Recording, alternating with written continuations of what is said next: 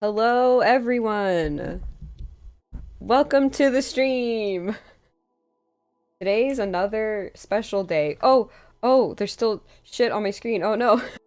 Okay, welcome to the stream, you guys. I'm joined by Coulter Baker, the lead game designer. Hello, everyone. It's really great to see you and be here today. Yes, everyone's so excited to see you. This is the first time Hello, that Jaws. Coulter has been on my stream. This is the first time, so this is a momentous occasion.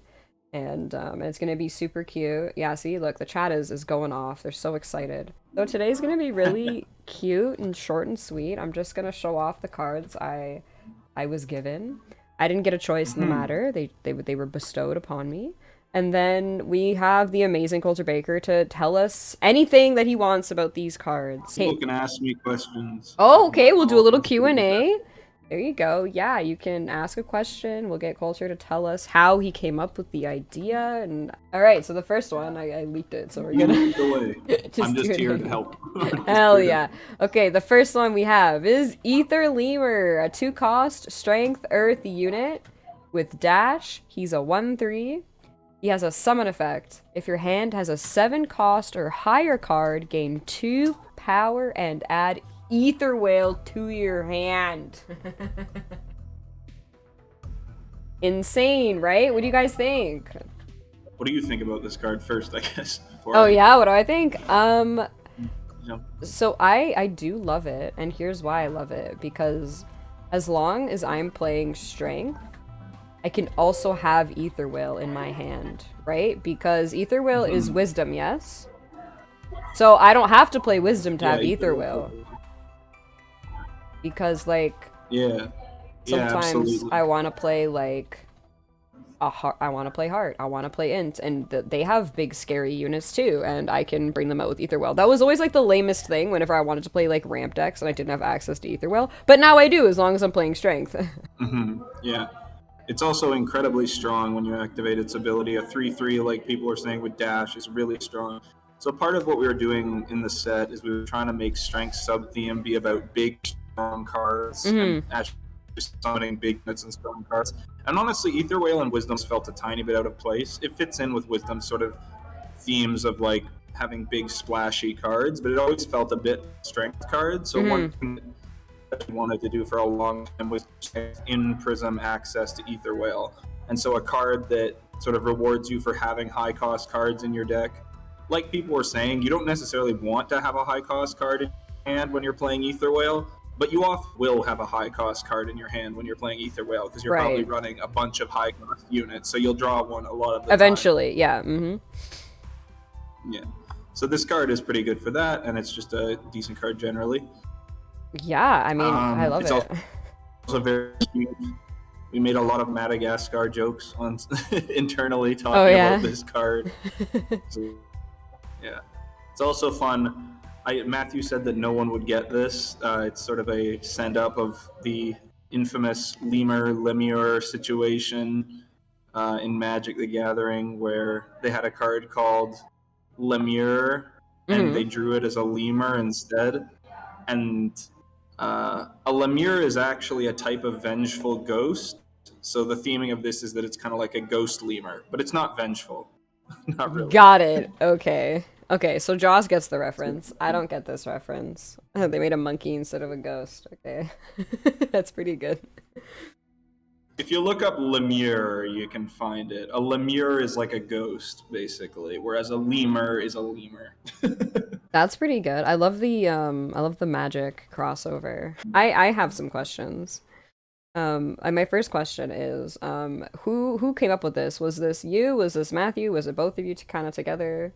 Like how did This this come was, about? we both go back and forth on designs. Hmm. Matthew and I think, iterated on this a bit together. It was my idea initially. Again, this is a really old idea I'd had. Uh-huh. I think there may have been a creature at one point in the game's history that had Ether Whale on it, but I can't remember for sure. Mm. One early idea for this was a creature that blew up your low cost units when you summoned it and had Ether Whale as an attachment. So like a 1-cost unit that was like mill all your mill like your 3 lowest cost units when you summon it. Mm-hmm. But that kind of card would probably be busted on its own in like a city deck. So eventually it sort of evolved. There were some ideas for creatures that just had a death effect that added Ether Whale to your hand was one iteration, or that added it to your hand on summon, which eventually became this. Or were just a one cost with Ether Whale attached. But this is a pretty fun design because it can serve as tempo early in the game, and then later in the game it gives you the Ether Whale. I see. Okay, so is that like, that was also my next question, is like, what's the design philosophy behind having a small unit with dash that also just draws you a bigger unit? Like, I don't know, thematically, I'm not getting it immediately, if that makes sense. The flavor of it, we did sort of work with this. There were ideas that we might do a dinosaur or something. The flavor of this is that when a lemur in Sky is disturbed, it screams really, really loud. Got it. Okay. That's the lore. It will wail really loudly and attract predators, so they're considered very dangerous creatures. Not because they themselves are harmful, but because if they're disturbed or feel frightened, they'll scream really loudly, and everything in the jungle knows that that means it's dinner time. There we go. See, that's what I was looking for. Okay. See, I didn't know that. Okay, so the next card I have is a 1-cost agility spell, Fair Ticket. It's a light spell with banner, and it says, give target ally dash. Draw a unit with equal cost to that unit. Yeah, this card is incredibly powerful. Insane in agility. I also really love the art. I think the art is literally iconic. It's so cool. Mm-hmm. Like, I want to go to this fair. What kind of fair has a ticket like this? The Festival of Invention in Sky. Exactly. The Inventors Fair. I kind of love it. So something I want to point out to the audience, because I got to play with these cards, but you can't give something dash after it's already like been used. Yeah, this won't ready a unit if it's already attacked.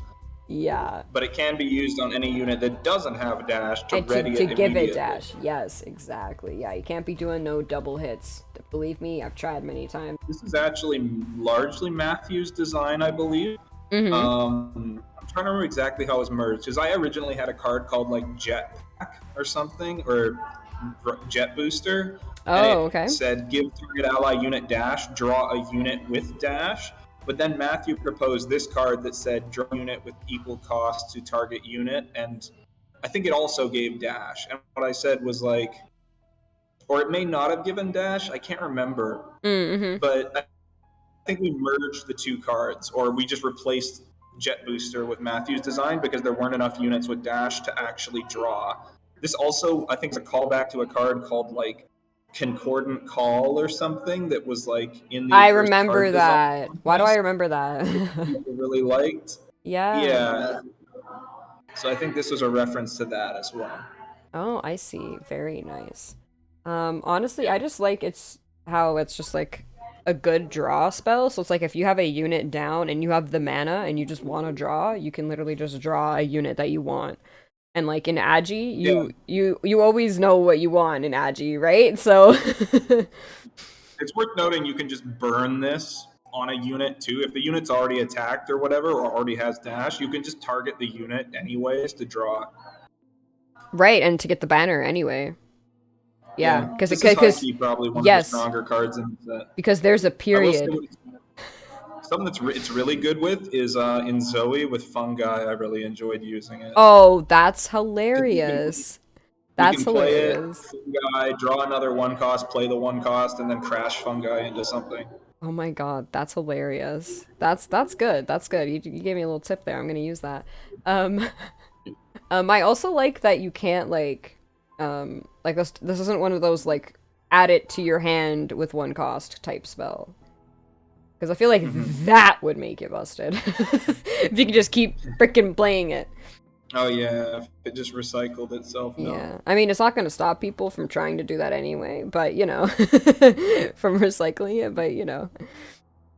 Cute. So does anyone have any other questions about this card? Mixolatron. Look at him. He looks like a very handsome butler. So this is a 5-cost Wisdom metal unit. He has lifesteal and dash. He's got hydrate attached to him because of course he does. He's a bartender. And his text is, whenever you would draw or conjure, you draw or conjure the highest cost card possible.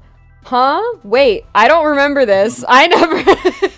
Wait. I think this may have been one of the changes that happened towards the end. Oh my god. Damn, what a cool card. Okay, I also, like, don't really play Wisdom that much, so obviously I probably glossed over this card anyway, but everyone's losing it in the chat, clearly, because this card is insane. All right, so yeah, why don't you explain how this one came about?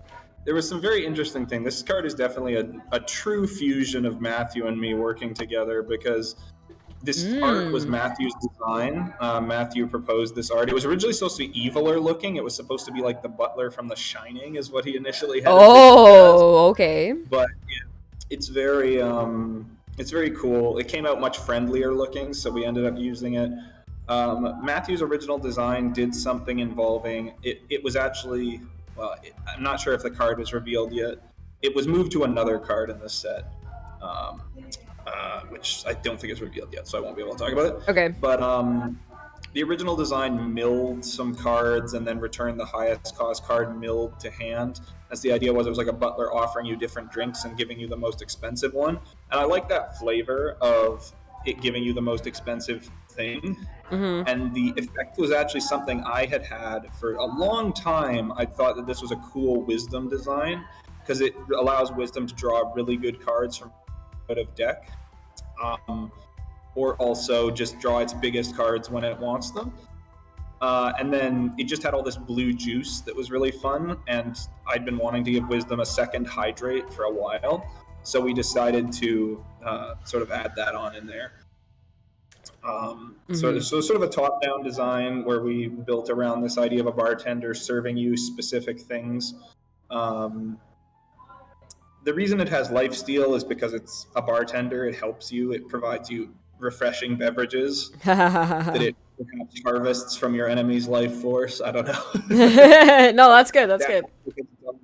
It has dash because it's always on the move trying to serve drinks to people, so it's moving really fast. Yes. Mm-hmm. It's a really good tool for Wisdom in the late game. It was originally double-edged. It originally gave your opponent their highest cost cards too, but we figured that was just too bad. Whew.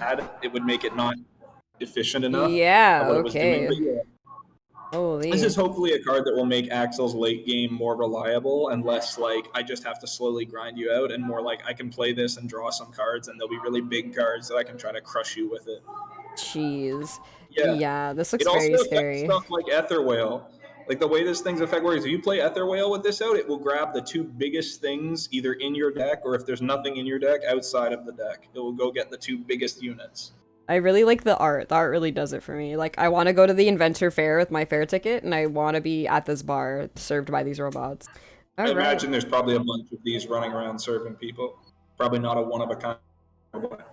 That's what I'm saying. Like, how cool to have all these little dudes running around. All right, we should go on to the next one. So we're making good on time. Okay, so let's see here. This is the second last one. So here we go.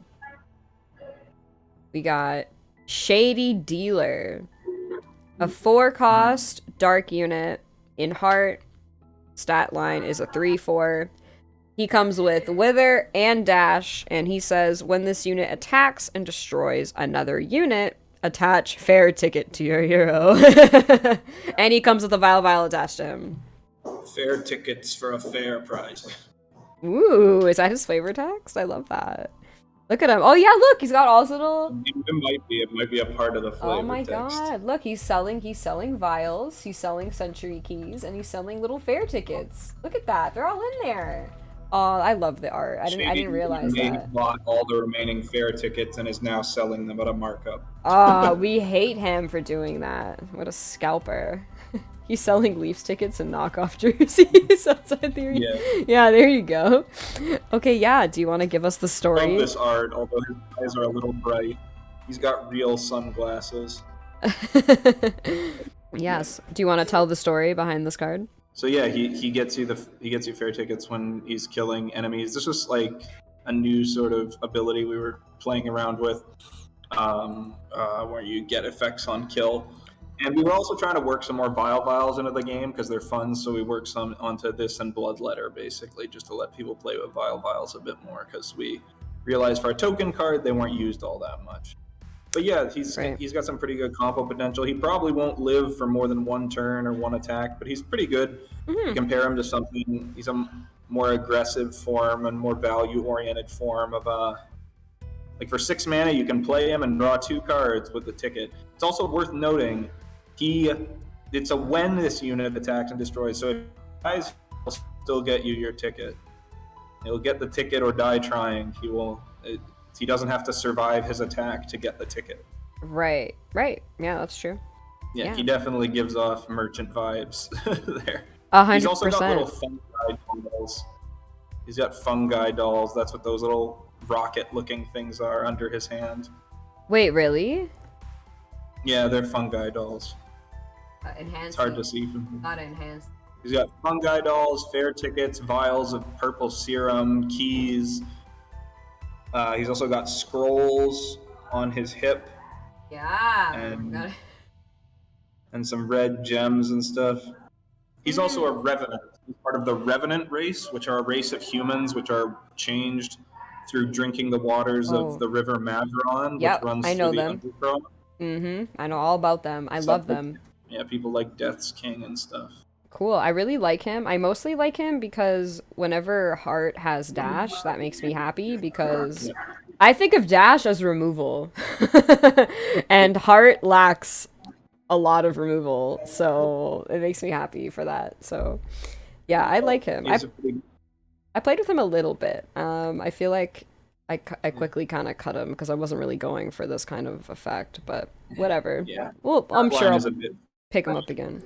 Yeah, no, I do like the stat line a lot. I think a 3/4 is very nice. He's got why do his eyes light up? What's up with that? Is he wearing goggles?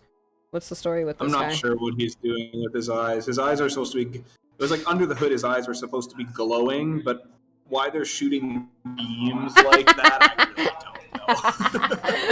Yeah, that was just an artistic impression thing. All right. We'll take it. I also like his I like his nails. Like I want to go to wherever he got them done. That's very well done.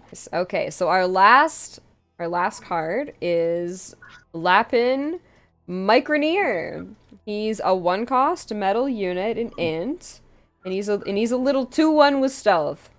And he has both a summon and a death effect, which is add a Micron drone to your hand. Alpha's losing his mind. 3 1-cost cards for the price of 1. Hey, we love to see it, baby. We love to see it. Yeah, I really like the new Unophobia decks that people are playing. Oh yeah, I really love the just how we're fleshing out the rabbits. I love the rabbits, and I love how we're getting more of them. Really fun. Yeah. Is Micron Drone a 1-cost 1/1 dash? I believe so. I didn't get the tokens, so I can't show that off. Micron Drone is a 1-cost 1/1 with dash, and it's metal. Yeah. It's just a little 1/1 with dash. Is his right ear bitten? I think so. I think someone bit his ear. Or maybe he's body modding. Maybe he's into body modding and he just like cut a hole there himself. I don't know. Don't judge the Lapin Microneer. Yeah, this guy's just a pretty good value unit. This card was sort of born out of Matthew really wanting Mira to have a 1-cost metal unit to play Glorious main on. We sort of talked about that, and he was like, I want to play Mira metal mains. We're talking about a 1, because there's no good 1-cost metal units in int. Right. Because the only one is Ghost Duster. I don't want to play Ghost Duster on you don't turn want to. No, yeah. So this unit's good for a number of reasons. First, you can play it turn 1 to main it turn 2, but second, the drones it gives you are pretty good targets for main as well, because you can play the 1-mana drone and then main it and have a 3/3 dasher while triggering main. So it basically guarantees you amazing main. Working on designs for a 1-cost metal unit, and this was sort of the one we settled on. Yeah. Oh, I really love it. Yeah. So why the summon and death, and also why the stealth? It's all just sort of the package to make it work. Like the idea is that he makes a few drones. Like as you can see, he's got quite a number of drones in his art. That's true. That's true. So Yep. the idea was for him to make several drones. His art was originally going to be used for another card, which I'm not sure if we've revealed yet. Oh, okay, fair enough. Okay. Thank you so much, Coulter. I really appreciate it. Does anybody have? Thank you for. Yeah, of course. Thank you for having me on here. Anytime, you are always welcome. I was waiting for a good time to bring you on because every time I read the patch notes, I'm like, I'm gonna phone Coulter right now because I'm so passionate about it, and I never actually do because I feel like that's like super rude. But but I feel like it'd be a good bit. But yeah. So thanks for coming. I'm really happy we did this.